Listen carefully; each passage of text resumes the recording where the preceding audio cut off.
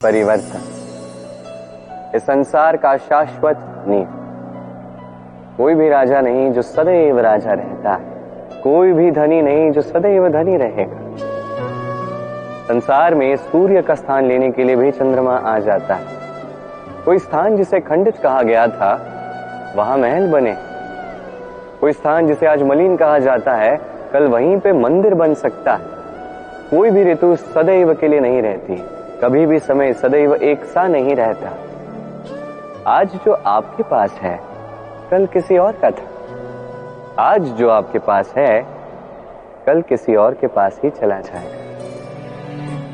आपके साथ यदि कुछ रहेगा तो केवल आपके कर्म, उस कर्म के परिणाम भी आपके नहीं है। आप केवल कर्म कीजिए, बाकी जो होगा वो परिवर्तन। और इस परिवर्तन से भयभीत होने की आवश्यकता नहीं है, इसका स्वागत कीजिए। यदि आप मुस्कुराहट के साथ इस परिवर्तन का स्वागत करेंगे तो ये परिवर्तन भी मुस्कुराहट के साथ आपका साथ देगा। आइए और मेरे साथ प्रेम से कहिए, राधे राधे। ये ब्रह्मांड कितना बड़ा है ना, इसके समक्ष ये पृथ्वी भी मात्र एक बिंदु लगती है। अब इसी पृथ्वी पर हम कौन हैं, हमारा आकार क्या है, हमारा अस्तित्व ही क्या है। जब हम ऐसे सोचते हैं तो लगता है कि हम कुछ है ही नहीं। अब जब हम कुछ है ही नहीं तो हमें चिंता किस बात की है, भय किस बात का है, किससे भयभीत होते हैं।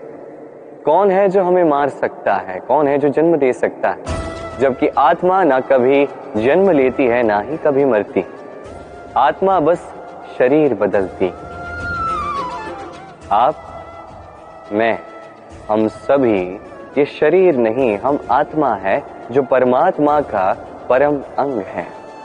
इसलिए स्मरण रखिए, आपको बाहर नहीं देखना, स्वयं में देखना है, यहां झांकना है, आत्मा को पहचानना है। क्लेश, भय, चिंता, इससे स्वयं को दूर कीजिए, आप पहचान जाएंगे परमात्मा कौन। तो आइए और मेरे साथ प्रेम से कहिए, राधे राधे। लगन देखा जाए तो 3 अक्षरों का ही शब्द है और समस्त त्रिलोक उसी पे आधारित है। आप इस संसार में आए हैं तो सांस लेंगे, निश्चित रूप से बदले में कुछ देना भी होगा।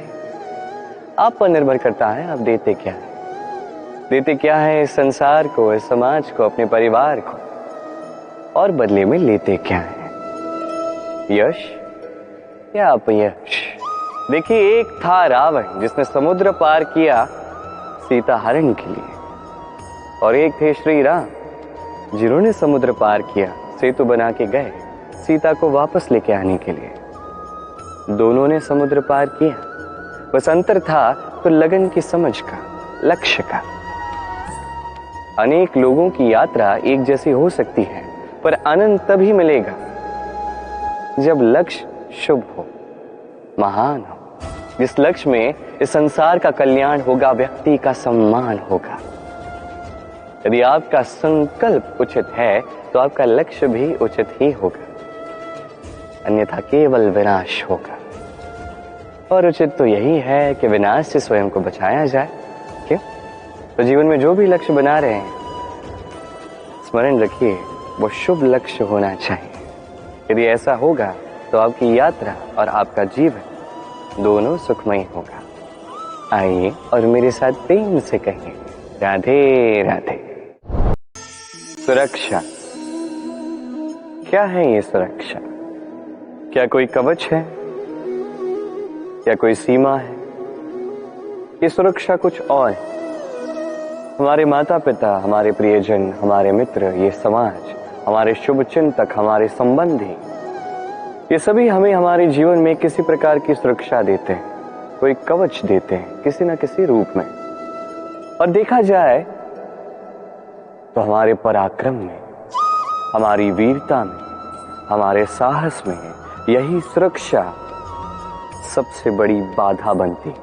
कभी देखिए, जब आपको कोई सुरक्षा ही ना मिले या आप इस सुरक्षा को तोड़ के बाहर निकले, तब आपकी वीरता चरम सीमा पर होती है। क्यों? क्योंकि तब आप जानते हैं कि अब इस संसार का सामना हमें स्वयं ही करना है। आप जानते हैं कि शत्रु का सामना अब अपने ही बल से, अपने ही पराक्रम से, अपने ही साहस के साथ करना है। तब जाके हमारे भीतर की ये शक्ति जागृत होती है। ये शक्ति यहीं बसी है, बस इसे पहचानना है, इसे जागृत करना है, और ये सुरक्षा के टूटने के पश्चात ही होता है। और जो अपनी शक्ति को जानते हैं, जो स्वयं पहले से ही शक्तिशाली होते हैं, वो स्वयं ही अपना कवच निकाल के तोड़कर फेंक देते हैं कर्ण की भांति। और उसके पश्चात चाहे आपको हार मिले या आपको जीत मिले, वही बड़ी होती है, वही प्रशस्त होती है। इसलिए त्याग दीजिए इस भय को, अपने आसपास के इस सुरक्षा चक्र को तोड़ दीजिए और सामना कीजिए इस संसार का, सामना कीजिए अपने शत्रु का। पराक्रम का ये अंकुर, इसे उगने के लिए बीज के ऊपर का ये कवच, ये टूटना अति आवश्यक है। आइए और मेरे साथ प्रेम से कहिए, राधे राधे। संचय। मनुष्य जब से सोचने समझने लगता है, संचय करना आरंभ करता है।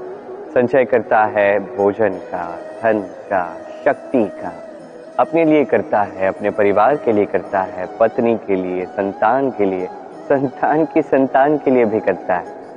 संचय करने के लिए उसके पास अनेक कारण हैं और उसे ये लगता है कि इस संचित शक्ति से कोई उसका कुछ नहीं बिगाड़ पाए।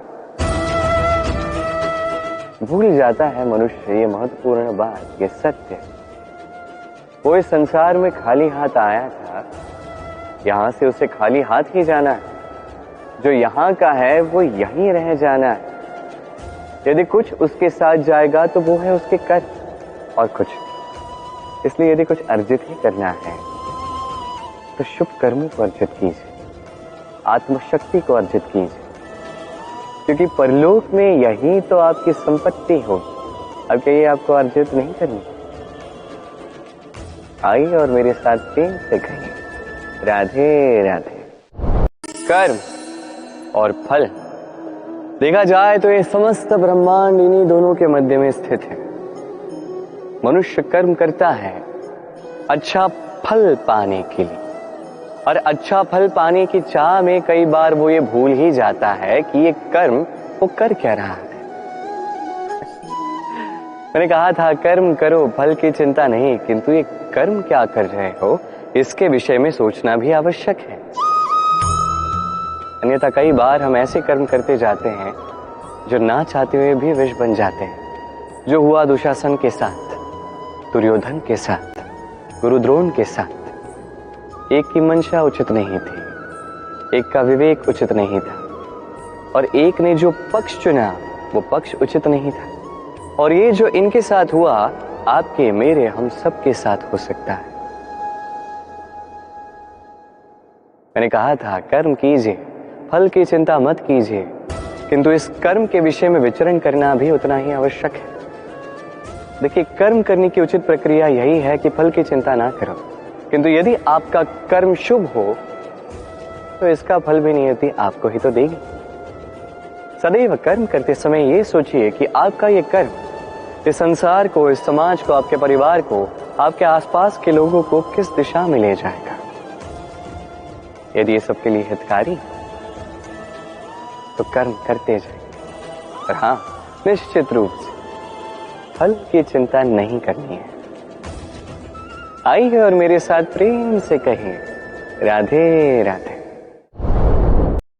वट वृक्ष का बीज राई से भी छोटा होता है, पर जब वो अपना रूप धारण कर लेता है तो एक विशाल वृक्ष में परिवर्तित होता है, जो सहस्त्र वर्षों तक जीवित रहता है, छाया देता है, पक्षियों को घर देता है और यात्रियों को विश्राम करने का स्थान देता है। क्यों? क्योंकि वो छोटा सा बीज वो भूमि के भीतर जाकर अपना खोल तोड़ता है, अंधकार में रहता है, जितनी भी धूप क्यों न आए, कितनी भी वर्षा क्यों न आए, सब सहता है। तत्पश्चात एक कली का निर्माण होता है, फिर धीरे धीरे वो एक विशाल वृक्ष में परिवर्तित होता है। देखिए, जीवन में कठिन समय आता है इसके लिए नहीं ताकि आप हार मान लें, इसलिए आता है ताकि आप भविष्य निर्माण के लिए स्वयं को सज्ज कर दें। यदि कठिन समय में आप भी उस बीज की भांति डटे रहेंगे तो आप भी एक दिन उस विशाल वृक्ष की भांति अपना अस्तित्व बनाएंगे जो सहस्त्र वर्षों तक पहचाना जाएगा। आइए और मेरे साथ प्रेम से कहिए, राधे राधे। कर्म और फल। मनुष्य का ये स्वभाव होता है कि उसे अपने प्रत्येक परिश्रम का प्रतिफल चाहिए। अधिकतर बार तो इसी परिणाम की चिंता करते, कल्पना करते वो कर्म करते जाता है कि मैं ये कर्म करूंगा तो मुझे ये मिलेगा। उसकी कल्पना करता है जो ना उसके हाथ में है, ना उस पर उसका अधिकार है, ना ही वश है। वो केवल अपना कर्म कर सकता है, उसे क्या मिलेगा ये उसके हाथ में नहीं है। इसलिए आप भी केवल कर्म करते जाइए, फल की चिंता नहीं। स्मरण रखिए, जड़ और शाखाएं जिस प्रकार एक दूसरे से जुड़ी हैं, उसी प्रकार कर्म और फल एक दूसरे से जुड़े। जो भी आप कर्म करोगे उसका फल आपको अवश्य मिलेगा। इस फल की चिंता में कर्म का समय नष्ट ना कीजिए, क्योंकि जो व्यक्ति समय नष्ट करता है, समय उस व्यक्ति को नष्ट कर ही देता है। कर्म कीजिए निस्वार्थ भाव से, फल की चिंता ना कीजिए। और मेरे साथ प्रेम से कहिए, राधे राधे। दृष्टि और दृष्टिकोण, सारा खेल इसी का है। विचित्र है पर यही सत्य है। अब आपको उदाहरण द्वारा समझाता हूं। कई बार आपने किसी व्यक्ति को देखा होगा ये कहते हुए कि मुझे स्वयं पर गर्व है, अपने आप पर गर्व है। मैं अपनी माता पिता की बहुत अच्छे से सेवा करता, उन्हें सदैव सुखी रखता। उन्हें मैंने एक घर दे दिया है, सारी सुख सुविधाएं दी हैं, उन्हें जीवन में हर वो वस्तु दी है और दूंगा जिसकी उन्हें आवश्यकता है। अब मुझे बताइए, आप हैं कौन? आप वो बीज है जिसे आपके माता पिता ने बोया है। आपके माता पिता ने ही आपको इस संसार में जन्म दिया है। ये सब कहने का औचित्य क्या है? ये हो गया उस व्यक्ति का दृष्टिकोण। अब देखते हैं ये प्रकृति हमें क्या सिखाती है। कभी किसी वृक्ष को देखिए, जब उस पर कोई फल आता है, वो माली को ये नहीं कहता कि देखो मैं तुम्हें फल खाने दे रहा। वो वृक्ष ये नहीं कहता कि देखो मैं तुम्हें फल खाने दे रहा। वो जानता है ये माली का ही परिश्रम, ये उसी के कर्म का फल है और उसे ही मिलना चाहिए। वो कहता है तुम्हारा तुमको अर्पण, क्या लागे में। वो जानता है माली का महत्व क्या है, ये उसका दृष्टिकोण था। इसलिए आप जीवन में किस व्यक्ति में, किस पशु पक्षी में, किस प्राणी में, किस परिस्थिति में, किस भाव में क्या देखते हैं, ये आपके दृष्टिकोण पर निर्भर करता है। आप मन में सकारात्मकता जागृत कर लीजिए, शुभ विचार लाई, यही सोच सच बनकर सामने आए, यही दृष्टिकोण ऐसा बन जाएगा कि आपके जीवन में सब कुछ शुभ ही शुभ होगा। तो आइए और मेरे साथ प्रेम से कहें, राधे राधे।